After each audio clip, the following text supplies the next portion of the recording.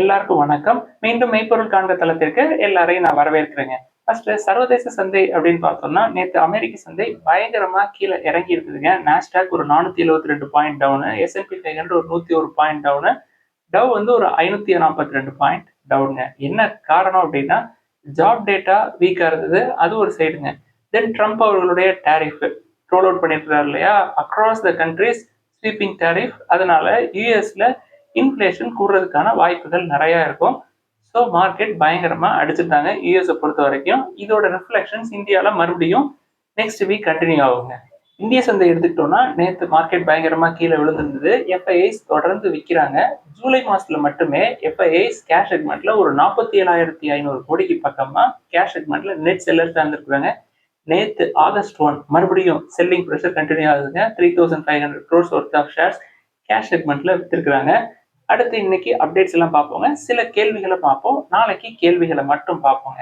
First Manappuram finance எடுத்துக்கிட்டோம்னா, company வந்து தீபக் ரெட்டி அவர்களை சிஇஓவா அப்பாயின்ட் பண்ணியிருக்காங்க. எம்டியா தொடர்ந்து விபி நந்தகுமார் அவர்கள் இருப்பாருங்க. தீபக் ரெட்டியோட வேலை என்ன அப்படின்னா, நந்தகுமார்ட்ட ரிப்போர்ட் பண்றதுங்க கம்பெனியோட பெர்ஃபார்மன்ஸ். தீபக் ரெட்டி அவர்களை பொறுத்த வரைக்கும் பஜாஜ் பினான்ஸ்ல 17+ இயர்ஸ் ஒர்க் பண்ண ஒரு எக்ஸ்பீரியன்ஸ்டான கேண்டிடேட் தான். ஸோ மணப்புரம் ஃபினான்ஸை நெக்ஸ்ட் லெவல் கொண்டு போவாரு. பிளஸ் பெயின் கேபிட்டலும் உள்ள வந்திருக்காங்க. ஸோ மணப்புரம் ஃபினான்ஸ் வச்சிருக்கிறவங்க தொடர்ந்து ஹோல்ட் பண்ணலாம். அடுத்து ஐடிஎஃப்சி ஃபர்ஸ்ட் பேங்க் எடுத்துக்கிட்டோம்னா, கம்பெனியில் வார்பேக் பிங்கர்ஸ் ஒரு 10% ஸ்டேக் எடுப்பாங்க அப்படின்னு நம்ம ஏற்கனவே சொல்லியிருந்தோம் இல்லையா? அதுக்கான அப்ரூவலை போர்டு கொடுத்துருக்காங்க. ஸோ 81.26 crore ஷேர்ஸ் வந்து அலாட் பண்ணுவாங்க கரன்சி இன்வெஸ்ட்மெண்ட்ஸ்க்கு. மேபி நெக்ஸ்ட் குவார்ட்டரோட ஷேர் ஹோல்டிங் பேட்டர்ன் எடுத்து பார்த்தோம் அப்படின்னா இதோட ரிஃப்ளெக்ஷன்ஸ் நம்மளுக்கு தெரியும். அடுத்து டாடா மோட்டார்ஸ் எடுத்துக்கிட்டோம்னா, கம்பெனி வந்து யூபிஎஸ் கிரீன் எனர்ஜி மொபைலிட்டி கூட ஒரு அக்ரிமெண்ட் சைன் பண்ணியிருக்காங்க. எதுக்கு அப்படின்னா, தமிழ்நாடு கவர்மெண்ட்டுக்கு எலக்ட்ரிக் பஸ்ஸஸ் வந்து சப்ளை பண்றதுக்குங்க. 44 சீட்டர் எலக்ட்ரிக் பஸ்ஸஸ். அதோட ரேஞ்ச் பார்த்தோம் அப்படின்னா 300 கிலோமீட்டர்ஸ் போகுங்க சிங்கிள் சார்ஜிங்ல. அடுத்து டாடா மோட்டார்ஸோட ஜூலை 2025 சேல்ஸ் நம்பர்ஸ் எடுத்து பார்த்தோம் அப்படின்னா, கமர்ஷியல் வெஹிக்கிள்ஸோட சேல்ஸ் ஒரு 7% ஏறி இருந்தாலும் பேசஞ்சர் வெஹிக்கிள்ஸோட சேல்ஸ் வந்து ஒரு 11% குறைஞ்சிருக்குங்க. அடுத்து ரெனால்ட் நிசான் எடுத்துக்கிட்டோம்னா, கம்பெனியை பொறுத்த வரைக்கும் ஜாயிண்ட் வெஞ்சர்ல ரன் ஆகிட்டு இருந்ததுங்க. 51% நிசான் இருந்தது, 49% ரெனால்ட் இருந்தது இல்லையா? இப்போ சமீபத்தில் நம்ம டிஸ்கஸ் பண்ணியிருந்தோம். ரெனால்ட் வந்து நிசானோட 51% ஸ்டேக்கை சென்னை மேனுஃபேக்சரிங் பிளான்ட்ல இருந்து எடுக்கிறாங்க அப்படின்னு சொல்லியிருந்தோம். அது சக்சஸ்ஃபுல்லாக கம்ப்ளீட் ஆயிடுச்சுங்க. ஸோ சென்னை மேனுஃபேக்சரிங் ஃபெசிலிட்டியை பொறுத்த வரைக்கும் ஃபுல்லாகவே ரெனால்ட்டோட கண்ட்ரோலில் வந்துருச்சு. அந்த பிளான்ட்டோட ப்ரொடக்ஷன் கெப்பாசிட்டி அப்படின்னு பார்த்தோம்னா ஒரு வருஷத்துக்கு 4 லட்சம் யூனிட்ஸ் வந்து அந்த பிளான்ட்ல இருந்து வெளில போகுங்க. அடுத்த டாபர் இந்தியாவுடைய Q1 ஃபினான்ஷியல் 26 ரிசல்ட்ஸ் எடுத்துக்கிட்டோம்னா ரொம்ப பிரமாதமா இல்லைங்க. ரெவன்யூ 2% ஏறி இருக்கு. கன்சாலிடேட்டட் நெட் ப்ராஃபிட் 3% ஏறி இருக்குங்க இயர் ஆன் இயர் பேசிஸ்ல. அடுத்து ஹியூண்டாய் மோட்டார்ஸ் உடைய ஜூலை 2025 சேல்ஸ் நம்பர்ஸ் பார்த்தோம்னா 10% குறைஞ்சிருக்கு அப்படின்னு பார்த்தோம் இல்லையா? ஹியூண்டாய் மோட்டார்ஸ் அவங்களோட டோட்டல் சேல்ஸ் நம்பர்ஸ்ல மிட் சைஸ் எஸ்யூவி கிரீட்டாவோட கான்ட்ரிபியூஷன் அப்படின்றது ஹையஸ்ட் எவர் கான்ட்ரிபியூஷனா இருக்குங்க. கிட்டத்தட்ட 71.81% வந்து இந்த மிட் சைஸ் எஸ்யூவி செக்மெண்ட் தான் கான்ட்ரிபியூட் பண்றாங்க ஹியூண்டாயோட சேல்ஸ்ல. இது போக ஹியூண்டாய் மோட்டார்ஸ்க்கு இன்னொரு நல்ல செய்தி என்ன அப்படின்னா, மஹேந்திரா அண்ட் மஹேந்திராவை ரீட்டைல் சேல்ஸ் நம்பர்ஸ்ல 3வது இடத்துக்கு தள்ளிட்டு ஹியூண்டாய் செகண்ட் பொசிஷனுக்கு வந்துருச்சுங்க. மார்க்கெட் ஷேர் 13.2% வச்சிருக்காங்க. அப்போ 3வது இடத்துக்கு போன மஹேந்திரா அண்ட் மஹேந்திராவோட மார்க்கெட் ஷேர் அப்படின்றது 12.8% இருக்குங்க. தொடர்ந்து 4வது இடத்துல டாடா மோட்டார்ஸ் இருக்கிறாங்க. 11.7% மார்க்கெட் ஷேர் ஜூலை 2025 பொறுத்த வரைக்கும். அடுத்து மாருதி சுசுகியோடைய ஜூலை 2025 சேல்ஸ் நம்பர்ஸ் பார்த்தோம்னா டோட்டல் சேல்ஸே 3% தாங்க ஏறி இருக்கு. பட் சேல்ஸ் நம்பர்ஸ் எல்லாம் இருக்குங்க. 32% இயர் ஆன் இயர் க்ரோ ஆயிருக்கு. அதே மாதிரி அசோக் லேலண்டோட ஜூலை சேல்ஸ் நம்பர்ஸ் பார்த்தோம்னா டோட்டல் சேல்ஸ் 8% ஏறி இருக்கு year on year. Domestic sales 4% தாங்க ஏறி இருக்கு இயர் ஆன் இயர். ஓவராலாவே ஆட்டோ செக்மெண்ட் எடுத்துக்கிட்டோம்னா எக்ஸ்போர்ட்ஸ் நல்லா பெர்ஃபார்ம் பண்ணியிருக்காங்க. அடுத்து ராயல் என்ஃபீல்டு எடுத்துக்கிட்டோம்னா ஜூலை 2025ல சேல்ஸ் அப்படின்றது 31% ஏறி இருக்கு இயர் ஆன் இயர். எக்ஸ்போர்ட்ஸ் வந்து 95% ஏறி இருக்குங்க. அடுத்து ஹீரோ மோட்டர் காப்போடைய 2 வீலர் செக்மெண்ட் எடுத்துக்கிட்டோம்னா சூப்பரான நம்பர்ஸ் காட்டியிருக்காங்க. Domestic sales, exports, total sales எல்லாமே சூப்பரா இருக்கு. டோட்டல் 2 வீலர் சேல்ஸ் எடுத்துக்கிட்டோம்னா 21.5% ஏறி இருக்கு இயர் ஆன் இயர்.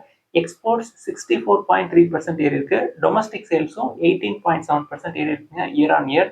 அடுத்து மஹேந்திரா அண்ட் மஹேந்திராவுடைய சேல்ஸ் நம்பர்ஸ் பார்த்தோம்னா ஜூலை 2025க்கு 26% ஏறி இருக்குங்க total sales year on year. PV sales எடுத்துக்கிட்டோம்னா 20% ஏறி இருக்கு இயர் ஆன் இயர். குறிப்பா இந்த செக்மெண்ட்ல மார்க்கெட் ஷேர் அப்படின்னு எடுத்துக்கிட்டோம்னா 12.8% தேர்ட் ஸ்பாட்ல இருக்காங்க. அடுத்து டாடா பவருடைய Q1 ஃபினான்ஷியல் 26 ரிசல்ட்ஸ் எடுத்துக்கிட்டோம்னா கன்சாலிடேட்டட் நெட் ப்ராஃபிட் 6% ஏறி இருக்கு இயர் ஆன் இயர். ரெவன்யூ வந்து ஒரு 4% ஏறி இருக்கு இயர் ஆன் இயர். டாடா பவரை பொறுத்த வரைக்கும் இந்த ப்ராஃபிட்ஸ்க்கு கான்ட்ரிபியூட் பண்ணது யார் அதிகமா அப்படின்னா ரினியூவபிள்ஸ், டிரான்ஸ்மிஷன் அண்ட் டிஸ்ட்ரிபியூஷன் இந்த செக்மெண்ட் எல்லாமே சூப்பரா பெர்ஃபார்ம் பண்ணிருக்கு அப்படின்னு சொல்லியிருக்காங்க. அடுத்து ஐடிசி லிமிடெடோடைய Q1 ஃபினான்ஷியல் இயர் 26 எடுத்துக்கிட்டோம்னா கன்சாலிடேட்டட் நெட் ப்ராஃபிட் வந்து 3% ஏறி இருக்குங்க. ரெவன்யூ 20% ஏறினாலும் கூட இயர் ஆன் இயர் பேசிஸ்ல. குவார்டர் ஆன் குவார்டர் பேசிஸ்ல பார்த்தோம்னா 14.63% ரெவன்யூ கூடியிருக்கு. அக்ராஸ் த செக்மெண்ட் எடுத்துக்கிட்டோம்னா சிகரெட் செக்மெண்ட்ல ரெவன்யூ க்ரோத் 7.7% இருந்திருக்குங்க. எஃப்எம்சிஜியில் 5.2%. அக்ரி தாங்க சூப்பராக பெர்ஃபார்ம் பண்ணியிருக்கு. தொடர்ந்து ரெண்டாவது குவார்டரா 39% இயர் ஆன் இயர் க்ரோத். குறிப்பாக இந்த டொபாக்கோ லீஃப் எக்ஸ்போர்ட்ஸில் நல்ல க்ரோத் அவங்களுக்கு இருக்குங்க. தென் பேப்பர்ஸ், போர்ட்ஸ் அண்ட் பேக்கேஜிங்கில் 7% ரெவன்யூ க்ரோத் இருந்திருக்கு. கம்பெனியை பொறுத்த வரைக்கும் இப்பயுமே நல்ல வேல்யூவேஷனில் இருக்கும். தொடர்ந்து 1-2 நம்ம கன்சிடர் பண்ணிக்கிட்டே இருக்கலாம். அடுத்து எஸ்பிஐ ரிப்போர்ட்ஸ் என்ன சொல்றாங்க, ஆகஸ்ட் மாதம் reserve bank of India another 25 basis points interest ரேட்ஸை குறைக்கிறதுக்கான வாய்ப்பு இருக்கு அப்படின்னு சொல்லியிருக்காங்க. ஏற்கனவே ருப்பி பயங்கரமா சரிஞ்சுக்கிட்டே இருக்கு. அமெரிக்க டாலருக்கு நிகரான இந்திய ரூபாயோட மதிப்பு 87.20 இந்திய ரூபாயா இருக்கு. இதுல மறுபடியும் இன்ட்ரெஸ்ட் ரேட்ஸை கட் பண்ணோம் அப்படின்னா ருப்பி இன்னும் சீப்பர் ஆயிரும். தென் 22 கேரட் கோல்டு பெர் கிராம் 140 ரூபாய் விலை ஏறி இருக்குங்க. 9290 இருக்கு. அடுத்து டெஸ்லா எடுத்துக்கிட்டோம்னா யூரோப்ல அவங்களோட சேல்ஸ் அப்படின்றது தொடர்ந்து குறைஞ்சிக்கிட்டே இருக்குங்க. தொடர்ந்து 7வது மாசமா யூரோப்ல டெஸ்லாவோட சேல்ஸ் நம்பர்ஸ் வந்து தொடர்ந்து வீக்கன் ஆகிட்டே இருந்திருக்கு. இதுக்கு என்ன காரணம் அப்படின்னா மலிவான விலையில எலக்ட்ரிக் கார்ஸ் உள்ள வருதுங்க. எங்க இருந்துங்க வரும்? சைனால இருந்து தான் வரும். பிஒய்டி ஒரு முக்கியமான காரணம். ஸ்வீடன்ல 86% சேல்ஸ் குறைஞ்சிருக்கு ஜூலை 2025ல. டென்மார்க்ல 52%, பிரான்ஸ்ல 27%, நெதர்லாண்ட்ஸ்ல 58%, இட்டாலியில ஒரு 5%, தென் போர்ச்சுகல்ல 49% குறைஞ்சிருக்குங்க. ஓவராலா யூரோப்பை பொறுத்த வரைக்கும் 1/3 குறைஞ்சிருக்கு சேல்ஸ் நம்பர் ஜூலை 2025 டெஸ்லாவை பொறுத்த வரைக்கும். நார்வே, ஸ்பெயின்ல சேல்ஸ் நம்பர்ஸ் கொஞ்சம் கூடியிருக்குங்க. அடுத்து ஒரு சில கேள்விகளை மட்டும் இன்னைக்கு பார்ப்போங்க. ஃபர்ஸ்ட் ஒரு நண்பர் வந்து கோல்கேட் பால்மோலைவ் அப்படின்னு நிறுவனத்தை பத்தி கேட்டிருக்காருங்க. கம்பெனியோட வேல்யூவேஷன்ஸ் பார்த்தோம்னா 44 டைம்ஸ் ஏர்னிங்ஸ் இருக்கு. மற்ற எஃப்எம்சிஜியை கம்பேர் பண்றப்ப இது சீப்பா இருக்கே சார், மற்றதெல்லாம் வந்து 50-16 இருக்கு, இது வந்து கன்சிடர் பண்ணலாமா அப்படின்னு சொல்லி கேட்டிருக்காருங்க. அது போக லாஸ்ட் 1 இயர்ல 32% கம்பெனியோட ஷேர்ஸ் கீழே விழுந்திருக்கு, கன்சிடர் பண்ணலாமா அப்படின்னு சொல்லி கேட்டிருக்காருங்க. 44 டைம்ஸ் ஏர்னிங்ஸ் அப்படின்னா அது காஸ்ட்லி தான். 30 டைம்ஸ் ஏர்னிங்ஸ்க்கு மேல நம்ம போகவே வேணாம். எஃப்எம்சிஜியை பொறுத்த வரைக்கும் ஐடிசி இருக்கு, 24 or 25 டைம்ஸ் ஏர்னிங்ஸ் தான், டெட் ஃப்ரீ. ஸோ அதையே நம்ம கன்சிடர் பண்ணலாம். அடுத்து அசோக் லேலண்டோட கன்சிடரேஷன்ஸ் பத்தி கேட்டிருக்காங்க. Sir well below the threshold தானே இருக்கு, 22 டைம்ஸ் ஏர்னிங்ஸ் தான் இருக்கு, போனஸ் போட்டதுக்கு அப்புறம் நம்ம வந்து கன்சிடர் பண்ணலாமா அப்படின்னு சொல்லி கேட்டிருக்காங்க. நான் ஏற்கனவே சொல்லியிருந்தேங்க, போனஸ் இஷ்யூ பண்ணதுக்கு அப்புறம் நிறைய செல்லிங் ப்ரெஷர் இருக்கும், மறுபடியும் கீழே வரும் அப்படின்னு சொல்லிட்டு. இப்போ போனஸ்னால ஒரு செல்லிங் ப்ரெஷர் இருக்கும், மார்க்கெட் ஏற்கனவே கீழே போயிட்டு இருக்கு. 8% தாங்க இயர் ஆன் இயர் ரைஸ் காட்டியிருக்காங்க. ஸோ கீழே நல்லா வரட்டும், ஒரு 15 to 20 டைம் ஏர்னிங்ஸ்குள்ள வரட்டும், அதுக்கப்புறம் நம்ம பார்ப்போம். அடுத்து பிஎன்பி ஹவுசிங் ஃபைனான்ஸோடைய கன்சிடரேஷன் பத்தி கேட்டிருக்காங்க. சமீபத்தில் நேற்று நினைக்கிறேங்க ஒரு 17% பக்கமா ஷேர் பிரைஸ் கீழே இறங்கி இருந்தது. கம்பெனியோட எம்டி சிஇஓ கிரிஷ் கௌசி அவர்கள் வந்து சடனா ரிசைன் பண்ற மாதிரி செய்திகள் வந்ததுக்கு அப்புறம் ஷேர் பிரைஸ் இறங்கினதா எனக்கு தகவல் கிடைச்சதுங்க. எம்டி சிஇஓ ரிசைன் பண்ணதுனால இந்த ஷேர் பிரைஸ் இறங்கி இருக்கு அப்படின்னா அவர் ஏற்கனவே கேன்ஃபின் ஹோம்ல ஒர்க் பண்ணியிருக்காருங்க. கேன்ஃபின் ஹோம்ல இருந்து 2022 அங்க இருந்து வெளில வர்றப்ப அப்போயும் கேன்ஃபின் ஹோமோட ஷேர்ஸ் வந்து 7% கீழே விழுந்ததா செய்திகள் இன்னைக்கு வந்திருக்கு.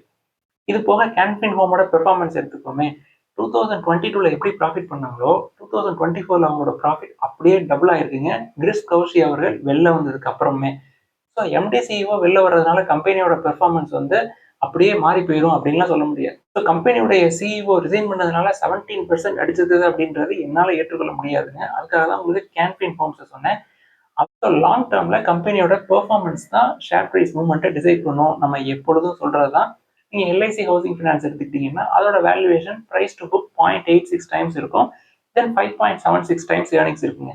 யார் கண்டா பிஎன்பி ஹவுசிங் ஃபைனான்ஸ்ல இருந்து கிறிஸ் கௌசி அவர்கள் எல்ஐசி ஹவுசிங் ஃபைனான்ஸ்க்கு கூட வரலாம் அடுத்த சிஇஓவா. கன்சல்டேஷன் அப்படின்னு எடுத்துக்கிட்டோம்னா மூணுமே நல்ல வேல்யூவேஷன்ல தாங்க இருக்கு. இதுல ரொம்ப சீப் எது அப்படின்னா LIC housing finance. Price to book வந்து 0.86 தான் இருக்கு. கேன்ஃபின் 2 டைம்ஸ் இருக்குங்க.